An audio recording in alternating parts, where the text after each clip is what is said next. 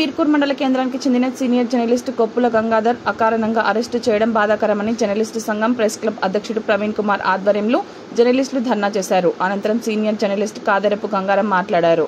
తీసుకెళ్లడం, ఆ తర్వాత జుక్కల్ పోలీస్ స్టేషన్ తరలించడం, ఆయనని అరెస్ట్ చేయడం, కేసు కట్టడం చాలా దుర్మార్గమైన చర్య. ఆయన కేవలం జుక్కలు మండల కేంద్రంలోని పాఠశాలలో గణిత పేపరు లీక్ అయిందన్న కారణంగా వార్తలు రాసిండు.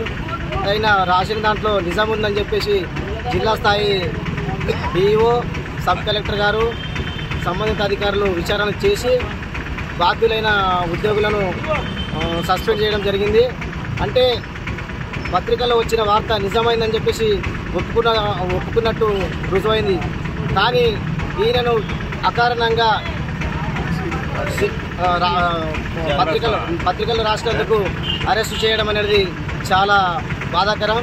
పత్రికల్లో నిజం రాస్తే పత్రికా విలేకరులను అరెస్టు చేయడం అనేది కొత్త పద్ధతి.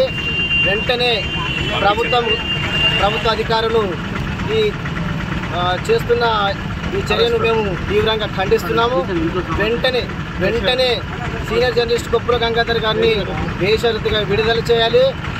ఆయన పైన అక్రమంగా బనాయించిన కేసును కొట్టివేయాలి. లేదంటే మేము ఈ ఉద్యమాన్ని మండల స్థాయిలో నిర్వహిస్తున్నాము.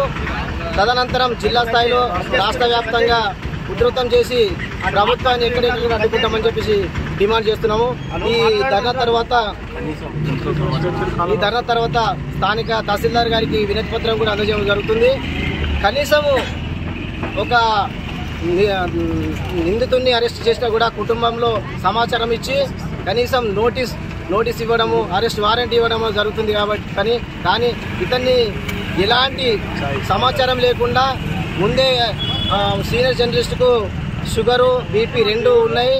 ఆయన నిన్న ఏకాదశి పర్వదినాన ఉపవాసం కూడా ఉన్నాడు. ఆయన ఆరోగ్య పరిస్థితిని కూడా దృష్టిలో పెట్టుకోకుండా అరెస్ట్ చేయడము చాలా బాధాకరము. వెంటనే ఆయన్ని విడుదల చేయాలని చెప్పేసి మేము కోరుతున్నాం.